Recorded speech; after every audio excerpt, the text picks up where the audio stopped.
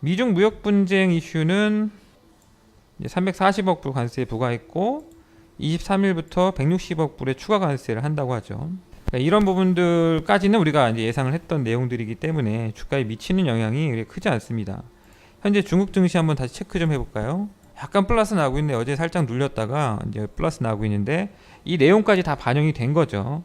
그러니까 중국도 8월 23일 날 160억 불을 추가 관세를 하겠다라고 예고를 했습니다. 근데 어저께 오늘 새벽에 나왔던 내용 중에서는 관세 대상 품목에 디젤이라든지 LPG 같은 에너지 품목을 추가했다. 그래서 에너지 전쟁으로 좀 약간 비화되는 그런 모습으로 좀 전개가 되고 있습니다. 하지만 여기까지도 우리가 어느 정도 예상을 했던 내용이고 구체화된다 하더라도 시장에 미치는 영향이 그렇게 크진 않을 거라고 판단이 되고 있어요. 이제 문제는 뭐냐면 9월 달부터 미국이 2천억 불에 최대 20%까지 추가 관세 매기겠다라고 얘기를 해놨습니다.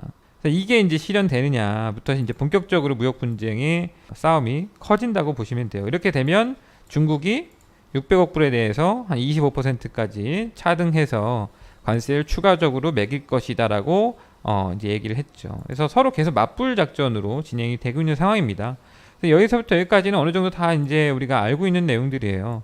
근데 관세라고 하는 부분이 500억 불에 25%면 대략 금액으로 따지면 얼마입니까? 125억 불 되겠네요. 그죠? 125억 불 정도 관세가 이제 생기는 거고 2천억 불에 20%면은 400억 불 정도 되는 겁니다. 그러니까 대략 3배 이상 관세가 더 추가적으로 늘어나는 거예요. 물론 많이 늘어나는 겁니다. 근데 최근에 위안화 환율을 보게 되면은 많이 평가절하됐기 때문에 어느 정도는 지금 무역 분쟁에 대해 손해 보는 부분들 중국 입장에서는 카바링이 되고 있어요. 이따 좀 제가 위안화 좀 보여드릴게요. 근데 이제 이 무역 분쟁 이슈에 대해서 가장 중요한 건 이걸 알았어요, 형들. 내용이 중요하지만 내용보다 더 중요한 건 왜 지금이냐는 거지. 왜 지금 바로 이 시점에서 가장 강하게 밀어붙이고 있느냐. 이거를 이해할 필요가 있습니다. 패권 싸움이기 때문에 앞으로 무역 분쟁 관련된 이런 통상과 관련된 전쟁 이슈 이거는 앞으로 계속 있을 수 있어요, 형들. 근데 왜 지금 이렇게 크게 세게 밀어붙이고 있느냐. 이건 이거라고, 형들. 11월에 중간선거가 있기 때문에 중간선거 전에 약간 싸움을 일부러 더 걸고 밀어붙이고 있는 거죠. 얼마 전에 트위터를 트럼프가 작성한 거 보면은 드라마틱하는 이런 코멘트를 적은 게 있어요. 드라마틱이라는 거는 얘가 잘 쓰는 방법입니다. 완전히 그 벼랑 끝 전술 뭐 이런 것들을 트럼프가 잘 사용하지 않습니까? 이번 무역 분쟁 관련된 이슈도 지금 계속 점점 세지고 있는데 어디라고는 얘기할 수는 없어요. 제가 트럼프가 아닌데 내부자가 아닌데 어디가 고점이다 어디가 저점이다 어떻게 맞춥니까? 그러겠죠. 다만 이 기업이 어떻게 어느 정도의 결론이 날 거 정도는 예측할 수가 있단 말이에요. 그러니까 그거를 이제 우리 정치를 해석을 하자면 트럼프 관련된 이슈도 점점 주고받고 하면 세지면서 거기서 크게 폭발하는 게 아니라 완전히 반대로 드라마틱하게 반전이 나올 수가 있다라는 거죠. 트럼프는 정치인이자 사업가이기 때문에 표를 위한 마케팅을 하고 있다. 이런 말씀을 제가 드렸던 거 기억하실 거예요. 지금은 마케팅 중이다. 그래서 지금 어저께 보궐선거 이제 오하이오주를 비롯한 러스트벨트 보궐선거 결과를 보니까 공화당이 압승이 아니라 아주 근소한 차이로 이겼어요. 그거는 이제 예전 대선할 때 10% 이상 차이를 보였던 거와 대비해서는 겨우 이기는 정도 수준이 되는 거죠. 제가 저번에도 이거 말씀드렸던 건데 예전에 대선은 줄을 몇 개를 먹었느냐가 중요합니다. 20개 줄을 먹었냐? 18개 줄을 먹었냐? 더 많이 한 주만 더 먹으면 이기는 거예요, 싸움이. 그러니까 그 주의 인구 수와는 별로 상관없습니다.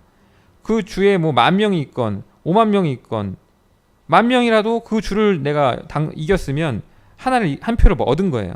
대선은 그렇게 진행이 됐죠. 하지만 이번에 이제 중간 선거 같은 경우는 그 주에 사람이 몇 명이냐에 따라서 하원 의원 수가 달라요. 즉 무슨 말이냐면 주 하나를 먹는다고 되는 게 아니야. 더 많은 사람들이 있는 데서 더 많은 표를 얻어야 됩니다. 그래야 더 많은 의원 수를 획득할 수가 있는 거죠. 그러니까 지금 트럼프가 하는 짓을 잘 보면은 뭐 무역 분쟁 이슈가 지금 전통적인 지지층인 러스트벨트한테는 별로 좋은 게 아니에요. 걔네들이 이제 중국에 뭐 콩이라든지 이런 것들을 다 수출하지 않습니까? 거기에 중국이 세금을 때린단 말이야. 그럼 얘네들이 기분이 나쁠 수 있죠. 실질적으로 지금 바로 피해를 보기 시작했으니까. 그러면 당연히 표가 떨어져 나가는 거예요. 그래서 이번에 러스트벨트에서의 표가 많이 떨어져 나갔어요. 한 10% 정도 차이를 가지고 갔던 거가 거의 1% 차이로 지금 공화당이 이기는 그런 모습들이 나오고 있거든요. 물론 이제 다른 주에서 어떻게 될지 저도 잘 모르겠습니다. 근데 지금 최근에 제가 이제 생각했던 이 이전 한 달 전쯤에 제가 이제 힘들게 이 말씀을 드렸던 건데, 얘네가 지금 트럼프가 러스트벨트의 지지자들한테 별로 좋은 내용이 아닌데도 불구하고 이렇게까지 지금 무역 분쟁 이슈를 일으키면서 하는 것은 결국엔 지금 애국심 마케팅을 하고 있다. 애국심 마케팅이라는 건 뭐냐면, 설사 지금 당장 자기를 지지하는 지지층이 조금 덜 좋아한다 하더라도 더 큰 사람들이 좋아할 수 있는 마케팅이거든요. 그죠? 애국심 마케팅을 하고 있다 말씀드렸잖아. 그러면 자기를 지지하지 않아도 그냥 애매했던 사람도 우리 미국을 위해서 지금 트럼프가 저렇게 싸우고 있구나, 이런 인식을 자꾸 심어주면서 한 표라도 더 가지고 오려고 하는 그런 모습들을 보이고 있다고 생각을 해요. 물론 이제 뚜껑은 열어봐야겠지만 자, 아무튼 그런 지금 현재 진행 상황에 있고, 그리고 이제 무역전쟁 이슈가 벌어지면서 위안화 가치가 이렇게까지 폭락을 했습니다. 완전히 뭐 폭락을 했죠. 한 3개월 사이에 작살이 났어요. 어떻게 보면은 중국 증시가 위안화가 이렇게 작살나니까 같이 빠진 것도 있고, 우리 증시도 위안화와 원화 가치가 좀 어느 정도는 같이 동조해서 가기 때문에 70% 정도의 싱크로율을 가져가기 때문에 이제 우리 증시도 같이 흔들렸던 거예요. 근데 이제 과연 위안화가 여기서 더 크게 어떤 변화를 가져갈 수 있느냐? 위안화 가치가 급락을 한다라는 말은 다른 말로 표현하면은 자본이 이탈되고 있을 수 있다라고 볼 수 있는 거예요. 왜냐면 가치가 하락하니까 중국에 들어간 돈들이 중국에 머물고 있을 가능성이 좀 줄어들겠죠, 아무래도. 그래서 2015년도 1월 달부터 2017년도 1월 달까지 위안화 가치가 이렇게 급락을 할 때 한 2년에 걸쳐서 급락을 하는 동안에 실제 중국에서의 자본 유출이 어마어마하게 일어났습니다. 그러면 지금도 어마어마하게 유출이 일어났느냐라고 봤을 때 제가 데이터를 찾아보니까 2015년도 초기부터 2017년도 초기까지 외환보유고가 여기 보시면은 4조 달러네요. 그죠?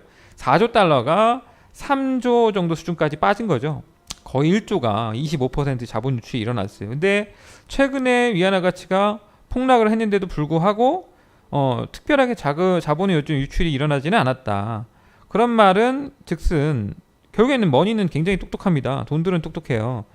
이 자본 유출이 이렇게 일어나지 않았다라는 것은 위안화 가치의 지금 하락이 일시적이라는 것을 한편으로는 조금 알고 있다라는 거죠. 자본들이 지금 특별하게 이탈이 일어나지 않고 있는데, 만약에 여기서 지금 6.8, 6.837 이렇게 올라왔는데, 이게 뭔가 무역 분쟁이 더 격화돼서 7, 7.1, 7.2 이런 수준까지 급락을 해버린다 라고 하면 진짜 자본 유출이 또 일어날 수 있어요. 그러면 중국은 굉장히 큰 위기에 올 수 있습니다. 그렇기 때문에 아마 지금 선에서 지금 뭐 계속 눈에는 띕니다만 중국 정부에서도 어느 정도 이제 막아내려고 하고 있는 모습들이 나오죠. 여기 이 정도 위치에서는 사수를 하려고 하고 있습니다. 그 전까지는 관망을 했어요. 왜? 무역 분쟁이 일어나면 손해를 보잖아. 손해 보는 걸 환율로 어느 정도 커버링할 수 있다고 했잖아요. 뭐 예를 들어서 뭐 10% 관세를 매긴다 그러면 환율이 한 7% 급락했으니까 실질적으로 피해는 한 3%밖에 안 본다는 거예요. 그러니까 어느 정도는 묵인을 해왔지만 여기서 더 묵인할 수는 없다. 환율이 더 급락하는 부분에 대해서 묵인할 수 없다는 거예요. 그러면 이제 이 정도 선에서는 방어를 할 수밖에 없는 그런 상황이 중국 입장에서도 처해 있다라고 생각됩니다.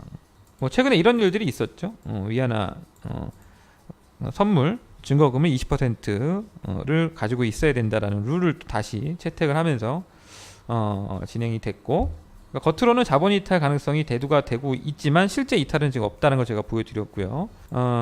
이것도 설명드렸죠. 위안화 하락에 따라 미국의 관세의 일부는 상세 효과가 현재 있는 상태고, 그러니까 지금 어마어마한 피해를 보고 있다? 아니다. 아직까지는 괜찮다라고 하는 거예요.